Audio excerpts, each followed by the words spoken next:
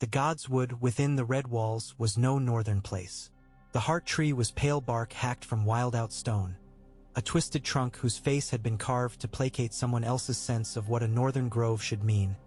Eyes painted with gritty, flaking pigment instead of bleeding sap. A thin rill whispered through white stones, languid as a lizard. Damp heat clung to every leaf, a cloying perfume of roses and strange southern flowers that drank the sun and exhaled sweetness until the head ached.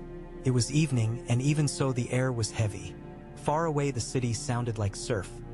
Carts across cobbles, a mule's bray, a soft blur of voices, some human sea murmuring against the cliffs of the Red Keep. Eddard Stark stood in the shade of the false heart tree and rubbed the ache in his thigh where the horse had fallen all those days ago. The leg was better.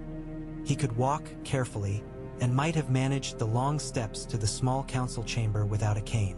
He used one anyway for sense more than pain, because sense was the bone he trusted when everything else seemed too soft. The cane's tip pressed into the damp earth beside roots that carried paint flakes and ant trails. He looked down. Ants did not know or care for painted faces. They only knew the line of their marching and the food they would carry. He had sent the girls back to their chambers with Septa Mordain and a gentle word about embroideries. Arya had looked at him, a crease of suspicion and muddy hair across her brow, but she had gone. Sansa had not looked at him at all, her gaze drifting somewhere that was not this hot garden. Jory would have walked beside him, steady as a shadow, but Jory was gone, and the thought of him came like a door opening onto cold. The evening sucked at his lungs. He breathed slowly, counting. The painted eyes of the false tree seemed to look past him. In Winterfell's Godswood, the weirwood's sap ran red as the story said, and the bark smelled of clean frost. He had learned patience beneath those white boughs, and how silence could hold whole conversations that words ruined. He closed his eyes a moment, and in that dark he heard the winter wind threading through needles of pines, heard ice shift on a pond, heard the ghosts of his own footfalls as a boy. Then the heat pressed in his nostrils again, roses and rot. Lord Stark. He opened his eyes. She came through the rose bushes as if the thorns bent away from her, not from fear of her, but to avoid the snarl of their silk. In green silk herself, at once too soft and too hard, Cersei moved with an economy that was almost honest. A guard lingered at the arch he had left open. She lifted a hand and the man's boots hushed backward. Cersei did not look at him. Her eyes were for Ned, and they were very bright in the failing light. "I thought I would find you here," she said. "It is where men who prefer the sound of their own thoughts come to pretend the trees are listening." "You sent for me," he said.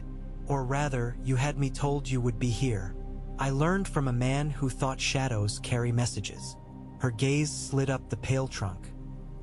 "He did not last long, and nor do messages." Her mouth was a precise thing. When she smiled, the lips moved a little, and the rest of the face did not. She told lies with that mouth as other folk breathed. He wondered if the roses offended her too, if she wanted a wine press here so the air might be stamped red and honest. He wondered if he had any business wondering anything about her, after all he had learned. "I will not speak in riddles," Ned said. His hand tightened on the cane. He loosened it. "You know what I know. I never know what men know," Cersei said, and tilted her head. A single dark strand had slipped forward against her cheek. "You dream of truth as if it were a sword you could draw. Most truth is a net. Men fight, and it tightens, and in the end it is not a sword but a knotted rope around the throat." "Your children," he said. He might have said it gently. The word came hard. "I know they are your brothers." She did not flinch. Her eyes did not even leave his. "You have such small words for such large things. Say it as you like. You found your piece of the net. What you do with it tells me what kind of man you are." "I told you to leave," Ned said, and the memory of that other god's would talk came like a cold draft where no door had opened. "I thought you might be wise enough to go." "I have been wise enough to stay," she said. "You are not the first man to counsel me to run." "Robert would," he stopped. The word kill should have come easily. Instead, another glance of an image. Robert stamping through supper, wine on his beard, laughing too loudly, loving too carelessly. When had he lost the power to be precisely cruel to what he believed was a lie? Robert would rage, Ned said, and his voice filled in around the truth like water around a stone. And it would end the kingdom. It would end my children, she said, and he saw then that something under her anger was a string pulled too tight. She had gathered it back inside her, and it still hummed. It would end me. That is what you mean. I mean what I say. Your children would suffer for a sin not theirs. The realm would burn and be salted with men's pride, he said. I have seen what happens when proud men decide their rage is justice. Your north is made of storms and old gods, she said. You speak like a man with a hall full of carved oaths. What I have, he answered, is daughters, and the word was a weight that steadied him. I came to tell you this. I will not speak of what I know, not to Robert, not to the council, not to Stannis, not to anyone. Not now. She blinked. The light was low enough that it showed the fine lines at the corners of her eyes, not quite cracks, as if a glaze had been fired too quickly. You will not.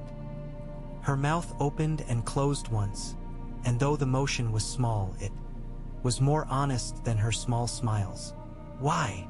Because the truth would drown the city, he said. Because I am tired of telling tales that end with men's heads on spikes and songs about it afterward. Because the gods I was raised to name do not love children less than law. Because I will not be the hand that pushes the first stone when I can still pull back. She watched him a long moment. A laugh came out of her then, not loud, but too sharp for mirth. Cut and left edges. So honorable a man you have become that you spare me. I do not spare you, Ned said, and the words were iron. He heard their weight as he spoke. I spare the realm, and it is not mercy. If you so much as touch my daughters, if a hair falls from their heads by your will, if they are denied bread or bullied or frightened for your sport, I will forget mercy, and I will speak. I will speak to a king's face and to the city's gates. I will not stay my hand. That is my oath. Cersei's mouth twisted. For a heartbeat he thought she would spit at his feet. Instead she looked back up into the heart tree's painted eyes. We do not pray to the same gods. She drew a long breath. But I have my own oaths, and some I keep. Your girls will be safe while they are under my roof. Her eyes came down to him again, and for a moment he saw something that looked like curiosity. What do you want for this vow of silence? A cask of Lannisport gold? Promise? You do not deal in coin. Name the thing you want. I want peace, Ned said. Ask for a harp while you're at it, she said, impatient again. Ask for two. The song will not change because you want a different tune. I will resign the hand's chain when the king returns from his hunt, he said, as if saying it aloud made the thought real. I will take my girls and return to Winterfell. I will carry what I know north, and there I will bury it. For as long as you keep the peace, you will see that Robert returns in health. You will keep your brother from me and mine. The little wars in council chambers will go on as they always have. But there will not be blood in the streets while I am here to stop it. Do not bring it to my door. You think you can stand at a door and say no, and the storm will turn aside, she said softly. There are other doors. There are always other doors. And there are hands that open them, Ned said. We may not pray to the same gods, but you have sons to consider. Even bastards deserve the chance to grow into men with a choice of what they will be. If you go to war now, you will choose for them. If you hold, perhaps they will choose later. It is not much peace. It is the little there is. We are speaking as if you and I were the only two in this city, Cersei said. There are lords with old hungers. There are whispers that slither to men who crave crowns. There is my father. There are debts. We sit on casks of wildfire and talk of breathing quietly. Then breathe quietly, he said. Light no fuses. For the first time, a real expression moved across her face and left it altered. Not softness. Never that. But a bleak humor, thin and gray as winter light. You mistake me for the one in the habit of kindling, she said. I do not need to light fuses when I am the flame men bring to their own straw.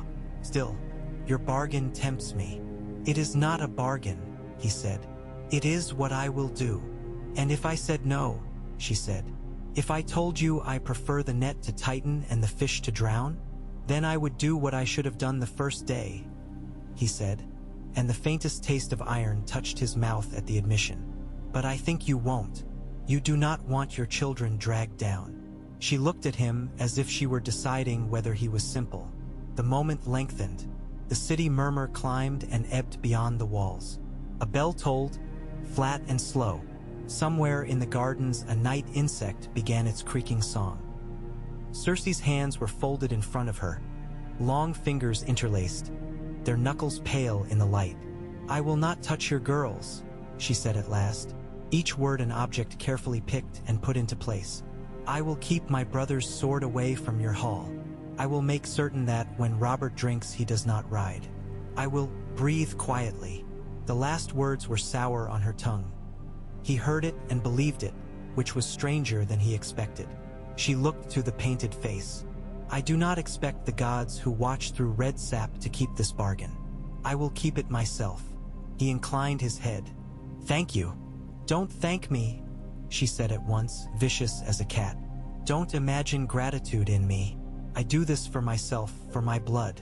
If you cross me, Stark, I will set this garden to flame and throw your cane into it. I know what you are capable of, he said. No, she said very quietly. You do not. You know what you think a king's wife can do. You do not know what a frightened mother will do. For a moment the garden seemed smaller, the heat closer. He thought of Catelyn with Bran in the bed, the candle in her hand burning the skin and not felt. He thought of the knife he had taken from Littlefinger's glove and how warm the hilt had been. He did not answer her. Cersei stepped past him then, and when she was beside him, he caught the faintest scent of lemon beneath the roses. She could not pass without speaking one more thing. He knew that of her, and she did not disappoint. You think you forgive me, she said, voice low in the space where his shoulder was. You forgive a story you tell yourself about sin and mercy. You do not forgive me, but keep your story well. It will be the roof over your daughter's beds. She moved away, silk whispering, and was gone through the archway. The guard followed. The sound of their steps died. The garden filled with insects again, and the thin runnel of water remembered its work and spoke ceaselessly into the dark. He stood a long time with the cane fixed in the earth as if it were a sword plant. In a grave. After a while, the stiffness in his leg compelled him to move. He turned from the heart tree. He did not kneel. He did not ask forgiveness of painted eyes. He walked instead beneath the heavy leaves and through the arch into the cooler stone corridor and the slow light of torches that smelled of pitch. His steps echoed off flagged floors, his limp a metronome that kept time in this palace built to confuse it. On the stairs, a boy carrying grapes in a wicker tray turned sideways to let him pass and gaped at the badge on his breast. Ned nodded to him as if he had asked a proper question. He walked up to the tower room with the chair by the window, the chain like a coiled snake on its iron hook. It had been heavy on his neck. It looked heavier where it lay. He stood over it and put his hand on it and felt the cold of metal that had pressed against his collarbone many days. It had left a faint bruise he had not noticed, a crescent shadow like a manacle where the medallion had swung. He poured a cup of watered wine. He did not drink it. He sat with his legs stretched out and listened to the city humming. The sea air touched the ends of the curtains, and the lantern flame lowered its head as if in respect. He took paper and a quill. He set the quill down again. He had begun letters so often and finished them differently than he had meant. Catelyn's letters had come wrapped around news like a cloak around bones. He imagined her reading a missive that said, "It is well, and we are coming home," and imagined too many answers that could be made to that simple promise. He thought of the letter he had sent to Dragonstone weeks back, words about bastardy and treason. The thought of it now felt like a weight at his ankle. The sea carried more than ships. He lifted the quill. He began instead, "Catelyn, forgive the untidiness of this hand. The heat steals steadiness. The girls are as well as they may be. Arya has found a cat she says was born of smoke. Sansa's stitches are precise as winter stars. We will come home soon. I mean to lay this chain down when the king returns from his pleasures. Pray for patience between now and then, and keep Robb steady. The harvest will want a stern gaze. I find I have become tired of the knife fights men call councils. I have become tired of being right. He paused. He scratched the quill to a blot and swore softly and dabbed it. I will explain more when we sit together. Kiss Bran for me if he wakes. Tell him his father is slow, but he is coming. He sanded and folded the letter.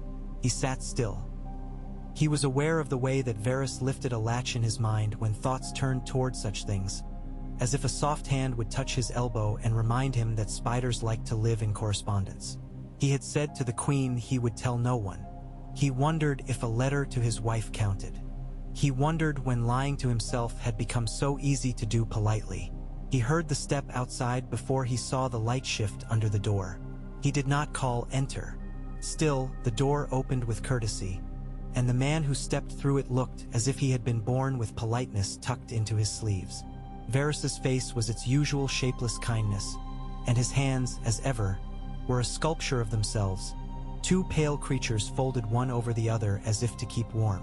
"My lord hand," Varys said, and the round vowels were as gentle as a lullaby. "I am relieved to find you at your ease. One becomes nervous if one must search too long for the hand that guides the body."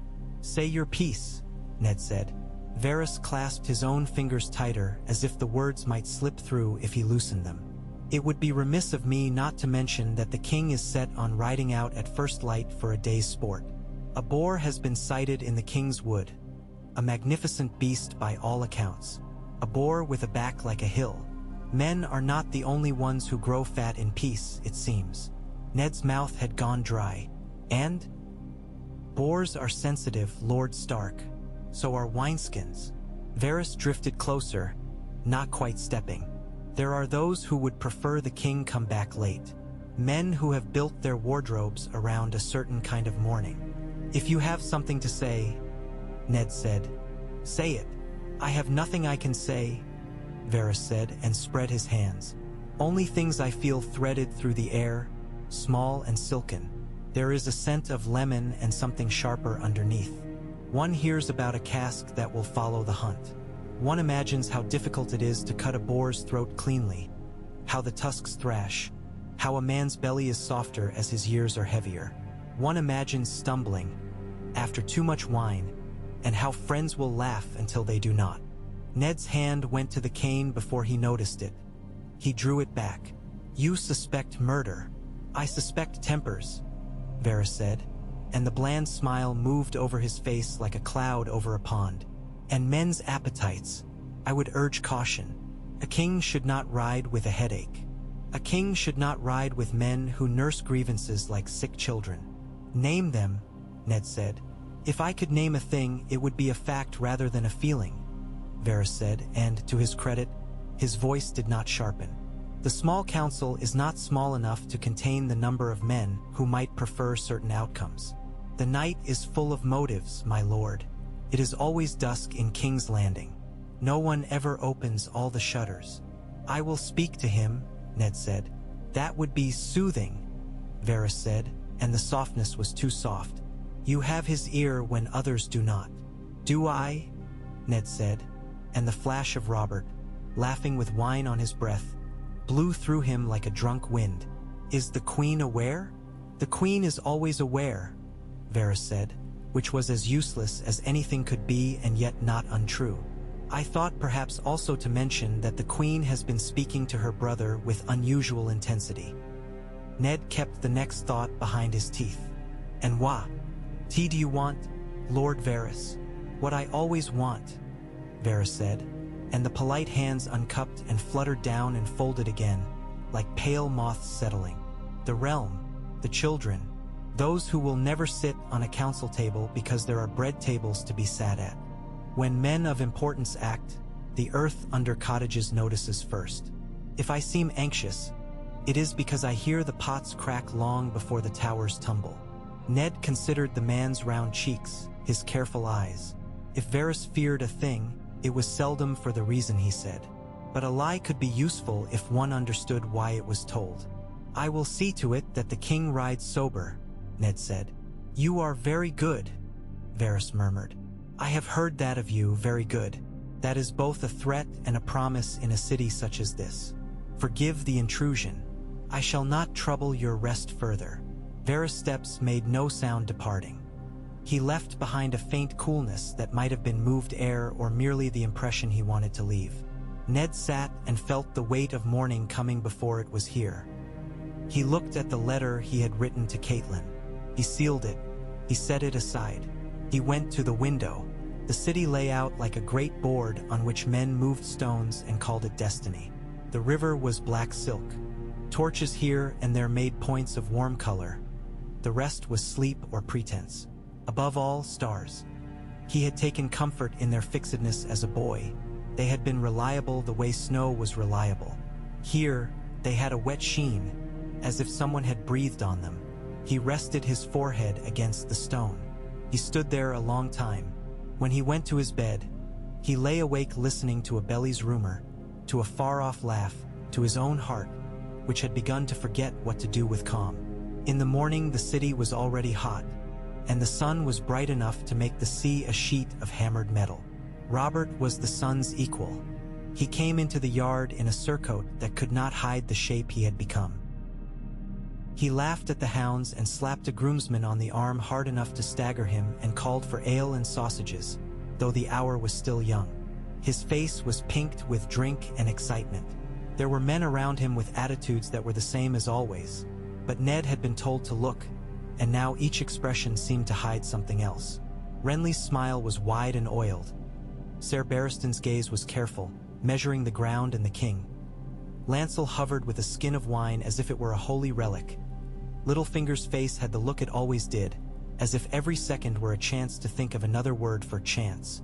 "Ned!" Robert called when he saw him. "Come to see me spear a mountain? To counsel patience," Ned said. "Your grace, if you ride, ride light. I'm not to be told how to get on a horse by a man who's fallen off one," Robert said and laughed for his own joke. "Look at him, Barristan, with his stick. Remember when the boy would leap the wall for a hunk of salt beef? He's grown careful."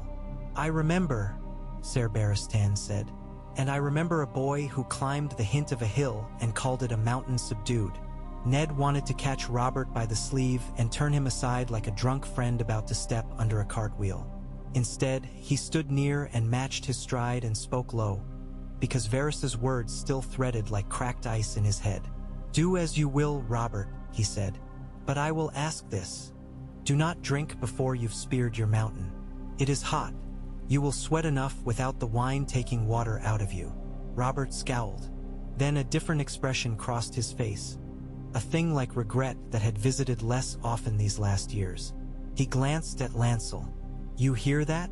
The mothering hen has pecked. Put that down." He shoved the wineskin. Lancel blanched like milk and obeyed.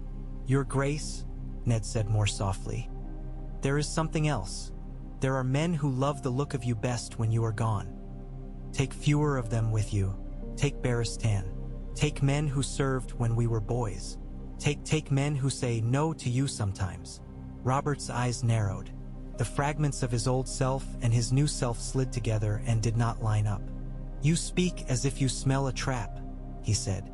"I speak because I want you to return," Ned said. Their eyes met. For a small, precise moment, some air in the yard changed, and the old bond between them moved under it, like a long chain stirred in low water. Robert grunted. "I will come back," he said.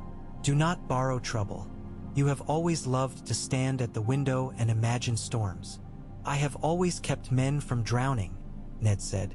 "I would do so again." Robert lifted his chin. "Barristan," he said loudly, so the yard turned its head. "You will ride close. Renly, you will stay. No one wants your sweet oils in the woods." Men laughed. Renly's mouth thinned. "Lancel, you may walk beside the hounds if you like, but if you bring that goatskin near me, I will make you eat it." Lancel's face did something small and terrified. Littlefinger's eyes sharpened very slightly. Varys was nowhere to be seen. Cersei watched from an upper balcony, her hand shading her face for the sun, her other hand relaxed against the stone. Jaime was absent, which was its own presence. Robert mounted with a grunting noise and a swear that was affectionate toward his own body. He raised a hand. Horns sounded. The hounds, half mad with noise, bounded forward. The king and his retinue passed beneath the gate like a bright river under a stone bridge. Ned stood and watched them go as if his gaze could steer them, and when the last of the dust and shout and clatter had gone and the yard had been given back to shadows, he breathed, as if he had been holding the breath for too long. He found Ser Barristan as the old knight returned from the gate where he had put order into the tail of the procession. "Ser," Ned said, "you will keep him safe." "I will try, Ser Barry," Stan said, and looked at him with eyes that knew too much about the way trying went. "You have done something, I do not know what, but the shape of the day is different than it would have been." "I did what a man does for a friend," Ned said. The old knight bowed very slightly, an acknowledgement between men who had both killed for their friends and their kings and their own hearts. Then he went, his white cloak drawing a line of cool through the heat. The day unfolded like linen hung and left where the sun could touch it. Ned went first to his chambers. He found Arya in a corner, legs crossed, hair like a nest. She had a smear of dust across her cheek and looked like a small brown sparrow too annoyed to fly. "You were meant to be learning stitches," he said. "I was," she said. "I learned how to thread a needle with the end of a cat's whisker. I named the cat Whisker. Then Septa said I had named a whisker and I should name the cat something better. So I named the cat Lion. Then she got cross." "What did the cat say to that?" he asked, sitting carefully. "She scratched Sansa," Arya said, with the solemnity of a judge. "Then Sansa cried. Then I got told I was frightening the cat. It's a stupid cat." He could not help the edge of a smile. "Do not call anything stupid to its face," he said, and thought of a queen in green silk. "It is unkind and unwise." "Ser Island has a stupid face," Arya said. "Do I still have to not say it?" "Yes," he said, "especially then." She squinted at him. For all her wildness, she felt him the way a dog feels weather. "Something's different," she declared. "The king has gone hunting," he said. "Your sister is safer while there is no court to sit and smile at." "I can make Sansa safer," Arya said fiercely, and he put a hand out before he could stop himself as if to press that fire down a little. "You can make yourself safer by walking softly," he said. "There is a time for sharpening, and a time for keeping the blade in the sheath." She looked at his cane, which leaned against the table. "When can I have a sword?" "When you are my age," he said steadily, "and when you have learned to hold your tongue with the point." She scowled, then sighed, an exaggerated thing she had learned from watching adults. "You will send us home soon?" "Yes," he said. "Soon. I like it here," Arya lied. "You like the walls you can climb," he said. "Nothing else." She did not deny it. She looked at the floor. "Sansa will be sad. She likes the walls she can smile at." "Nobody ever liked a wall," he said. "They like what they imagine beyond it." She kicked at a corner of a rug. "Sometimes you say things that sound like riddles." "I am tired," he told her simply. "Go find a cat and apologize to it." She went, but not before she came and pressed herself briefly against his side, enacting an embrace as if it were a strategic withdrawal. Then she was gone, a small bang of the door, and the room took a breath when she had left, as rooms often did after she departed. Sansa came later, smoother and full of care. She had a scrap of blue silk with a neat stitch across it like a brook running unerringly through meadow. She stood very straight and presented it like an offering. "Septa says my tension is excellent," she said, by which she meant something else. "Tell me I have done right. Tell me I am good in a world where goodness has a throne." "You are steady," he said, and touched the stitch. "Steady is a good thing." She looked toward the window.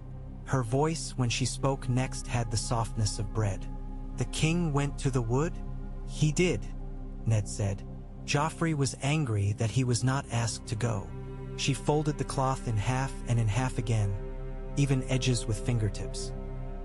He said he would have taken the boar's head himself. I do not think he knows how heavy a boar's head is. I saw one once in the north, and it made the table lean. Ned swallowed something like fear. He is a boy, he said. Even princes must learn the weight of what they lift. Sansa's eyes slid back to him, and for a heartbeat he saw Catelyn in her face, brows drawn, calculation without malice. He is a prince, she said, corrected politely by habit. When will we go home? Soon, he said. She nodded. I will be ready. She hesitated. I was unkind to Arya. About the cat. I did not mean it. Sometimes her face makes me want to say things that sound like steps on a staircase. You are sisters, he said. It is an old dance. You may practice your steps for the rest of your lives. I will try not to tread on her toes. She was quiet a moment. I thought I would marry Joffrey and live in a castle with 1,000 white doves. And now you think? Now I think I do not know what I think, she said. It makes the back of my neck feel cold. He wanted to tell her that truth is often cold at first and then more comfortable than a lie. He wanted to tell her so many things. What it is to be a woman in a court, what words can save you, how to read a man's eyes while his mouth is speaking. But he could not shape those things into lessons without frightening her further. He reached and brushed a stray hair from her temple. If you are cold, he said, you must find a cloak. There are ways to make one. One of them is to look about and decide which faces are weather and which are walls. He lifted the piece of silk she had stitched and folded it again. Another is to keep your hands busy while you are thinking. You do that well. She smiled, small and brave. He kissed her forehead. When she left, she did not slam the door. The room, polite, held the shape of her carefulness a little while. He went to the small council after that because habit took him where he had promised to go until promise ran out. Littlefinger was already there, stirring a cup of something that steamed gently and smelled of cloves. His mouth smiled. His eyes counted. Grand Maester Pycelle dozed upright like an old tree mole, dead into a chair's shape. Renly, slighted by the morning's snub, had found a sprig of something to toy with that he slid between thumb and forefinger again and again as if he could worry it into becoming an instrument. Varys, smiling as always, gave Ned a look that said, we have exchanged the air and it has improved. Only the high seat was empty. Good morning, Lord Stark, Littlefinger said. We debated whether the sun could rise without your permission. We are relieved to find the day has not taken offense. I am pleased to see you awake and civil, Peter, Ned said. He considered and added, to the extent you are capable of either. Littlefinger's eyes warmed. It is too hot to be uncivil. One wants to conserve salt. They spoke of coin then, of debts that had grown claws. The numbers crawled across the table like fat silver fish, slippery and hard to grasp. Ned had learned more of such creatures lately than he liked. He said, we cannot fill empty purses by opening more of them. And some of the men at the table made faces as if the old Winterbear had grumbled from his cave again. He thought of the north, of storehouses and the mistrust of showy feast days, and ached to be back where his arguments about money involved counting sacks of flour rather than promising repayment to men who bought favors as if they were spice. When the council broke, he went to the balcony that looked over the sea. The sun was higher. The heat had thickened. Gulls slashed the air with their voices. Varys drifted to him again, uninvited but always arriving as if he had been expected. You may have postponed a funeral, Varys murmured. For that I am grateful. It will confuse so many plans. Confusion is better than certainty in this city. I did not do it for your convenience, Ned said. No one ever does anything for my convenience, Varys said in a tone of such long suffering that for a moment Ned almost believed him. One does things, and I have to live with them. Ned turned to go, but Varys's hand came up, fluttered, settled at his own breast. One more thing, he said. If you mean to leave when the king returns, I suggest you begin to make your leaving quiet at once. There are those who hear the softest footstep on the stair and imagine a parade. Shipmasters can be bribed on both sides of the gangplank. It would be a pity to see your plans delayed by an inconvenient wind. I know how to take my leave, Ned said. I do not doubt it, Varys said. But you are not the only one who needs to leave. You have a man on a wall with a black cloak who sent you a letter. He asked for help. The wall is far, and the wind there is a different animal, but the letter did not lie. The wild moves to the south in ways that do not care about our summers. Send him something more than words when you go north. Send it now. Ned looked at him fully then. Why do you speak of that? It is far from your web. All winds are my web, Varys said. I hear what is coming. It is the business of the realm. It is your business. You will not be hand much longer. I say this as if I had any say in it. But whether or not you wear the chain, you will wear the north. Be a lord of it. See to your own cold. I would, Ned said, and Varys's face flickered. A small satisfaction gained. Leave me, he added, and the spymaster did. The queen's apartments were an act of will. Cool, in defiance of the season, the shutters arranged to admit light without heat, bowls of crushed mint placed in corners. Cersei sat with a book on her lap she was not reading. Joffrey paced, a cat under his skin. Tommen, earnest and wide, tried to roll a wooden ball exactly between two carved lions without touching either. The game was gentle and impossible, and he stopped and started stoically. Myrcella embroidered something with cranes that might have been boats with wings. If Jaime had been there, he was behind one of the masks he wore that made him invisible while in plain sight. You spoke to him, Cersei said, after the boy had left with a tutor to stand in a hall and memorize men's names, after the girl had gone to instruments. I did, Jaime said from the casement, where he had chosen to lean as if he were carved there. He had that look on his face that meant he was storing annoyance like a weapon in his pocket. He told the king to drink water. How heroic. Perhaps tomorrow he will advise him to put one foot and then another. Keep your voice level, Cersei said, without looking at him. Not for fear of being overheard, but because I do not enjoy your sneers. They cut nothing. I have gotten very good at leveling my voice, he said. Around men who do not deserve my courtesy. I made a bargain, she said. He turned. The light behind him outlined his ridiculous beauty and made it appear tragic. He could have been a poem that someone had decided not to finish. With Stark, he said, and made the name like a blade tugged out of old flesh. Our father's enemy. Our father's measure, Cersei said. There is a difference. He came away from the window. His hair shone. His mouth was too fine for anger. What kind of bargain? He has no head for them. He has a head for saying no until people either love him for it or pretend to. Saying no is a kind of bargain, she said. He will keep his tongue. So shall I? We will have no heads on spikes this week. You will not rage in the street and cut down men because they stood in the wrong place. You will not goad fools into stabbing a king by accident. You will not. I will not, Jaime said, mocking the repetition. And what will he not? He will not do what he should have done already and told Robert that his seed never found a home in this city. She looked at him, and her eyes were knives and then something else. He told me that he forgives me, she said. Can you imagine that? He thinks he has given me something. He has given himself a story he can live with when he goes back to his snow. Jaime grunted. I would have preferred his head off his body to his forgiveness. You would prefer anything that sounded like a gesture, she said. I prefer to keep our sons in their rooms and breathing. She stood. He will leave when the king returns. He will take his little wolves and go to his iceberg. We will remain. I will rearrange the pieces after the hand has been lifted from the board.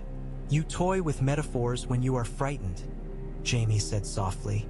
She turned her hand, and the ring on her finger flashed like an eye.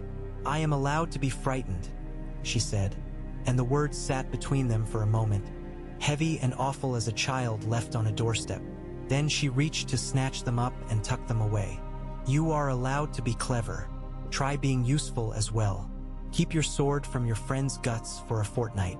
Keep your pride from putting itself in a window for anyone to throw stones at. We have done bold things. Now we will do small ones. It will gall you. Good. That is a lesson you have been spared too often. Jaime looked at her for a time with something like hurt, which never made him weaker, only meaner and more precise. If you and I were born in a different story, he said, we would have been gods. We are characters scribbled in the margins of this one, she said. Act like it. Margins can still be cut off if the binding shifts. He laughed then, not nicely, but both of them seemed relieved to be in the room together and laughing at all. It was a sound that did not carry down the hall. Night again. The king returned, skin flushed, mood high. He had sweated and roared and come back unpierced, and this surprised him into even greater joviality. A boar had charged and he had stumbled, and Barristan had cried out and the beast had veered. A hound had taken a gash for his king and died proudly with its teeth in a mountain of flesh. Robert's hands described a curve the size of an oak barrel. You should have seen it, Ned, he said, smacking his shoulder, and Ned could almost taste the wine, though he had warned and the king had obeyed for once. It was like fighting a moving kitchen. I am glad to have missed it, Ned said truthfully. Coward, Robert said affectionately. He dropped into a chair, called for meat, bellowed for the wine he was now allowed. Lancel came running with a bottle he had uncorked 100 times in his head that day and had not been allowed to once. Robert drank and the mood drew a circle around them like a tide. They ate. He let his friend talk because that was what men did to keep age away. After, when the meal had fallen into its last crumbs and the laughter had grown flabby and tired, Ned stood. He said, I will lay down the hand's chain on the morrow, Robert. Silence at the table, not stunned but sudden, like a fish darting away, a shift in the water. Robert looked at him as if he had misheard and then heard perfectly and did not like what he had heard. His face did not know which piece to arrange itself into. Anger and amusement approached and circled each other awkwardly. You will, he said too lightly. I will, Ned said. I have business in the north that has been too long left to letters. I have 2 girls who are not happy here. I have a boy who needs his father, and a son on the wall who wrote to tell me of strangeness. I am a lord of the north, and I have been too long a clerk of the south. You are a stubborn ass, Robert said. He shifted in his chair. The belt confessed. Who will be hand? Old Pycelle will take the office and snore through it. Renly will polish it like a mirror and then stare at himself in it. Stannis? He paused, and a different emotion passed over his face, something like old water finding a new channel. Stannis will hold the chain like strangling a man. I suppose he would do it properly. Ned's heart beat once hard in his throat. He met Robert's gaze. He would do it properly. Robert scowled. Stannis does everything properly. He was born without a sense of humor. Give me a man I can drink with.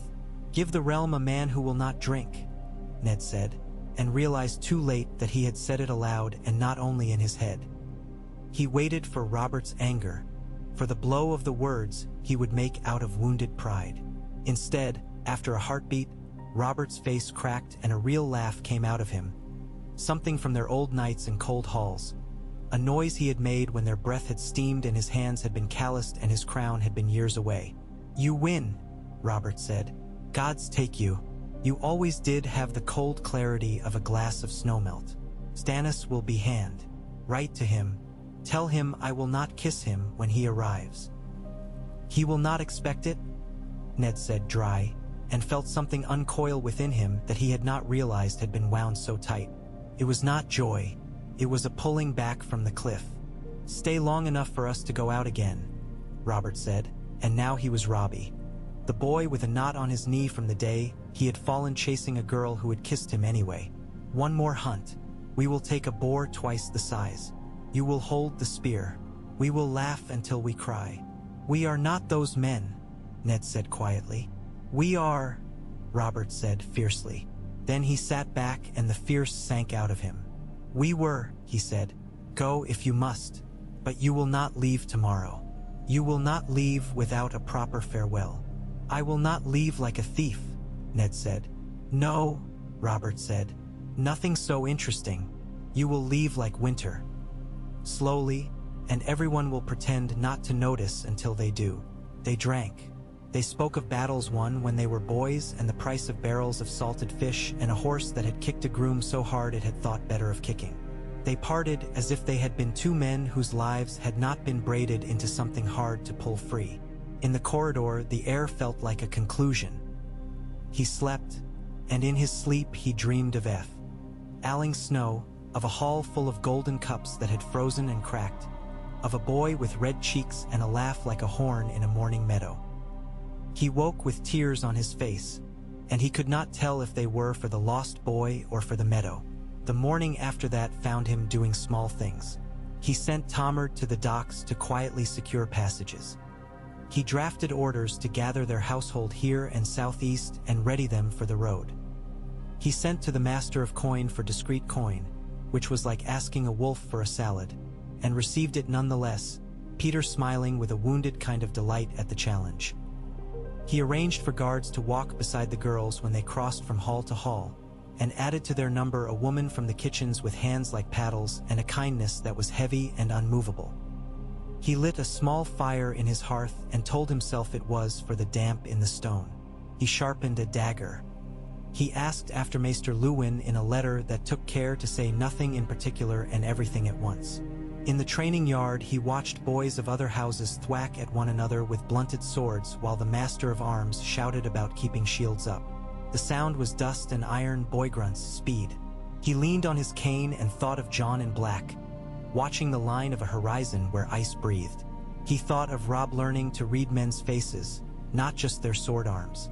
He thought of Bran, and the thought of Bran was always a grief that was part stone and part wing. The day stretched like a skin on a drum. Men spoke to him and he answered. Women curtsied and he nodded. Servants' shoulders carried trays and he thanked them by name. Nothing happened, which in this city felt like a miracle achieved by smuggling silence through a border crossing.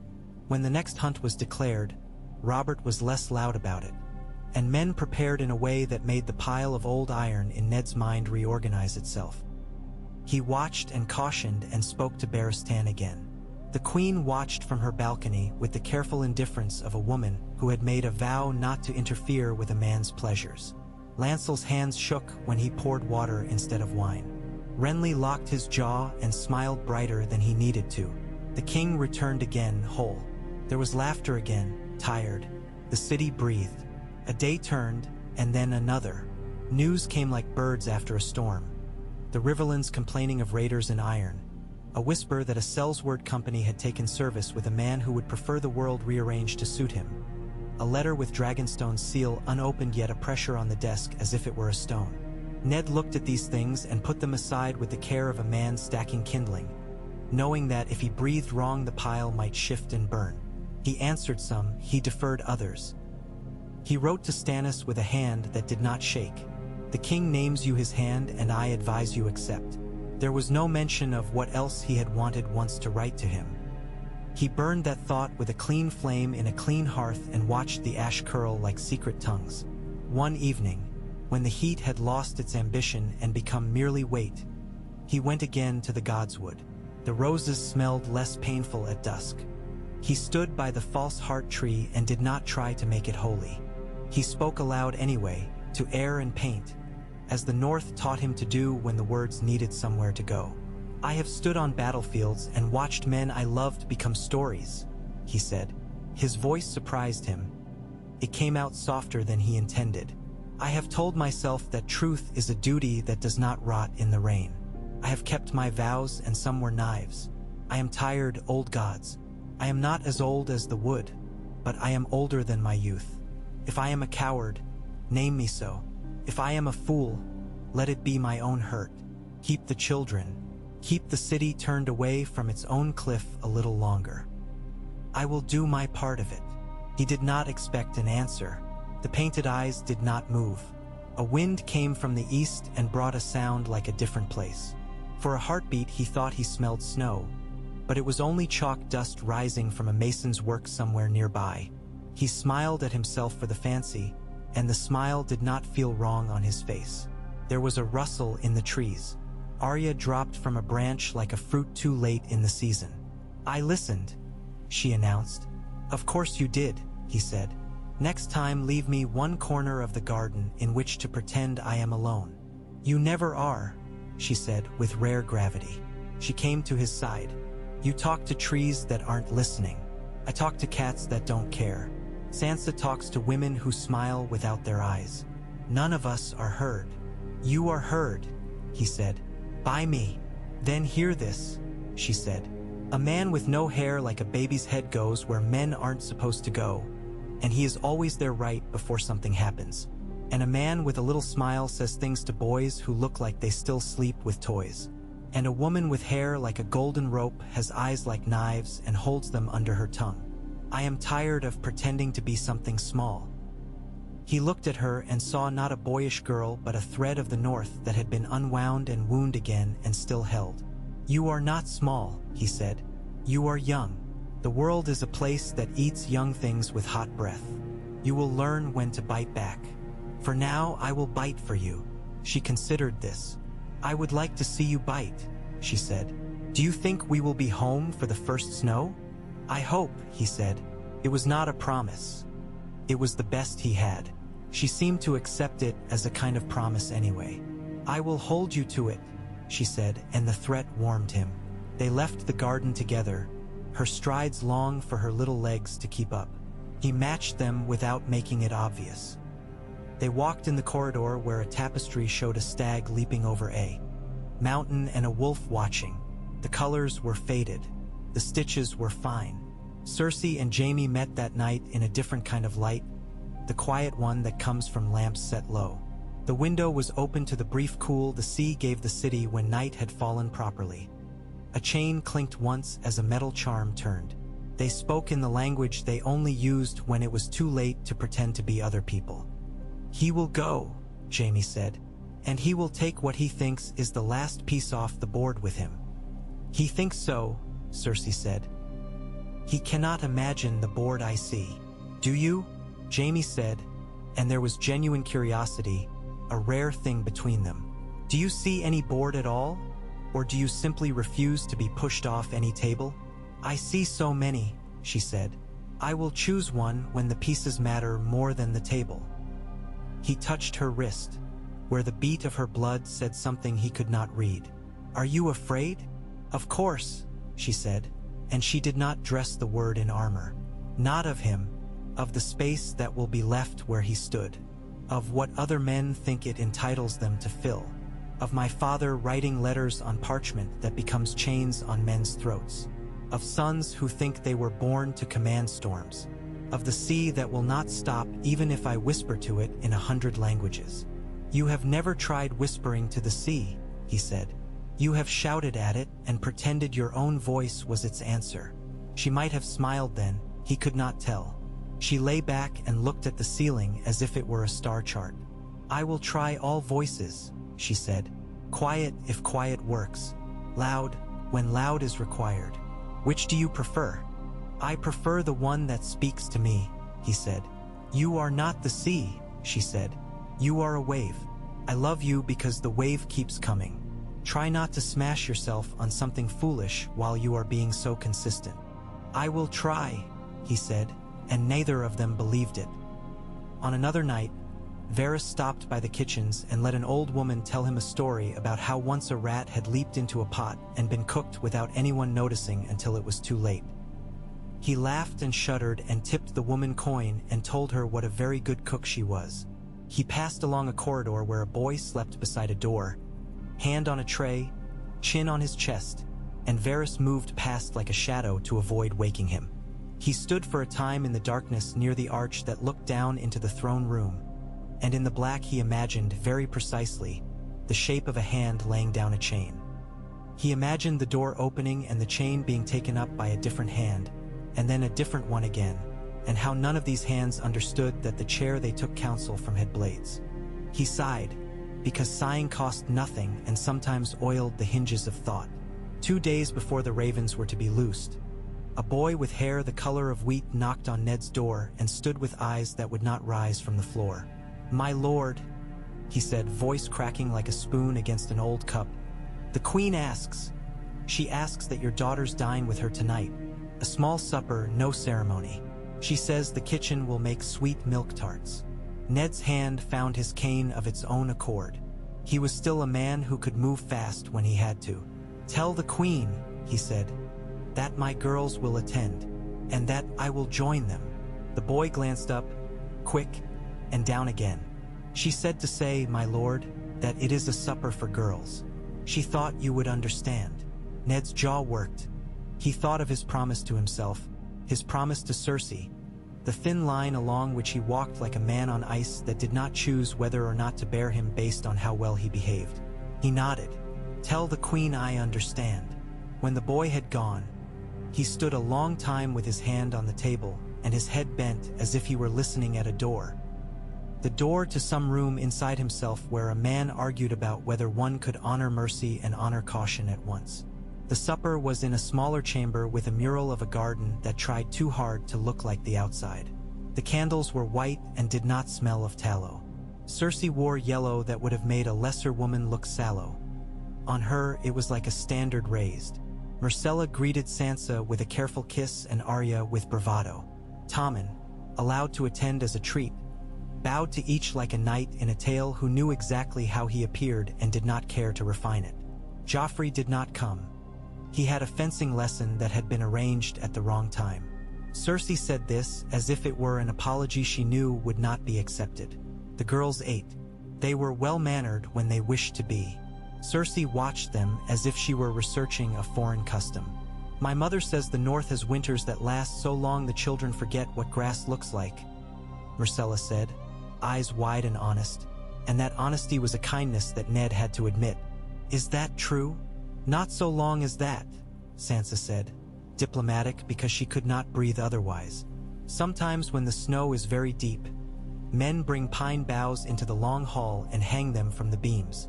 It smells like the forest came inside." "That sounds nice," Tommen said gravely. Arya crammed a tart into her mouth and spoke around it, unhelpfully. "Sometimes everyone's snot freezes." "Arya," Sansa said, pained.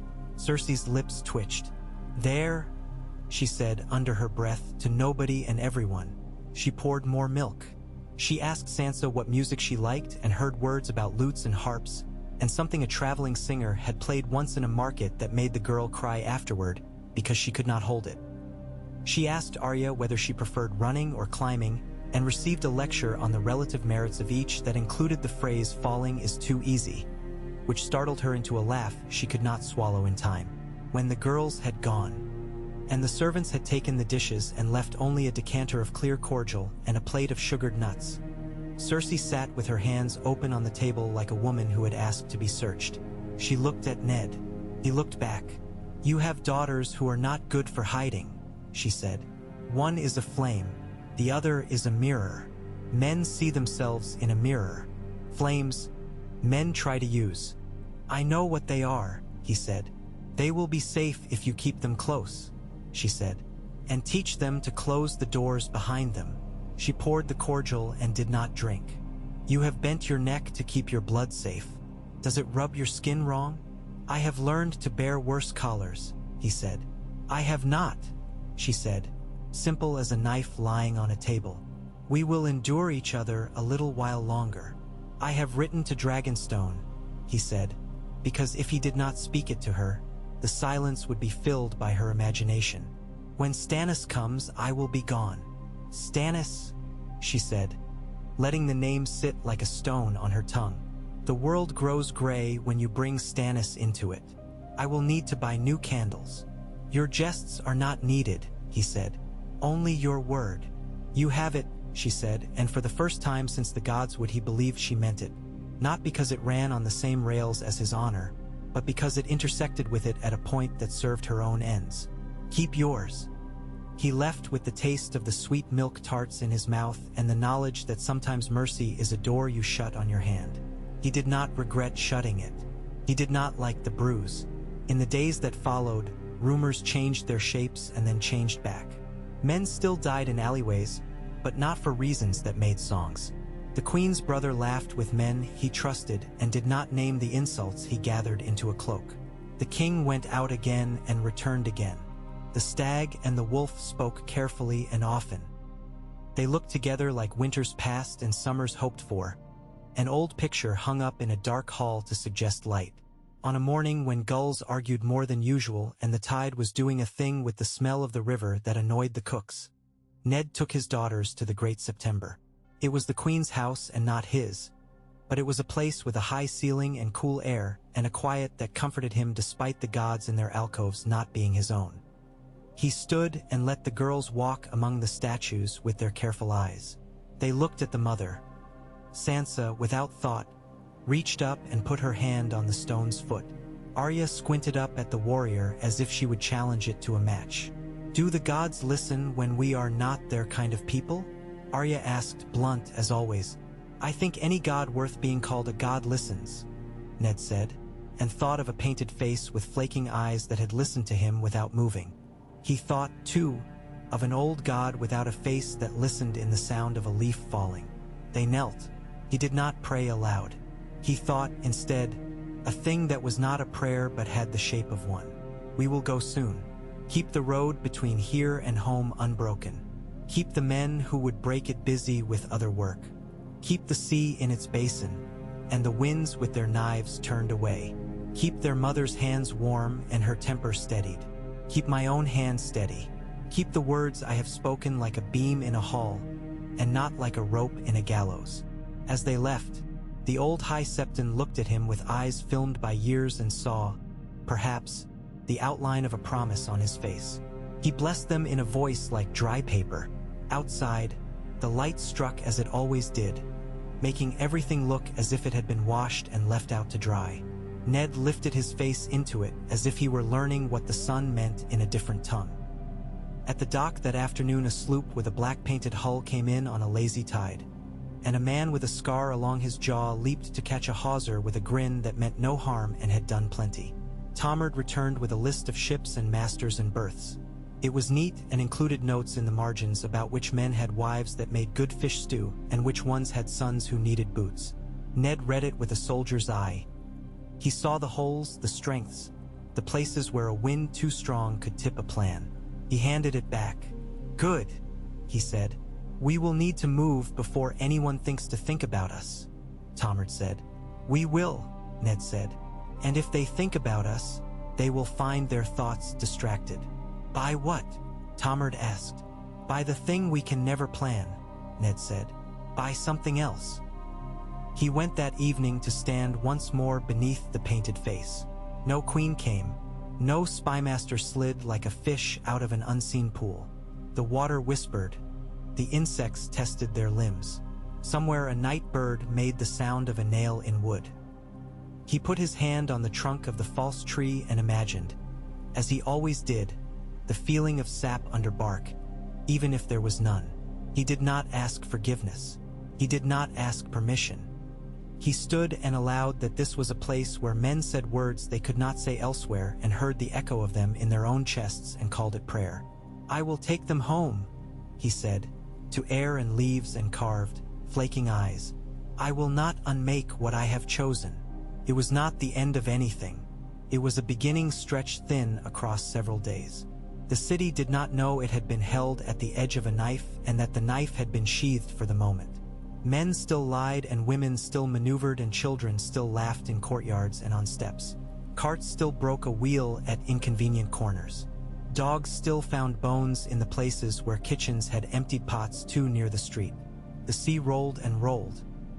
In the tower, the chain of office hung on its hook in a different way than it had the first time he had seen it.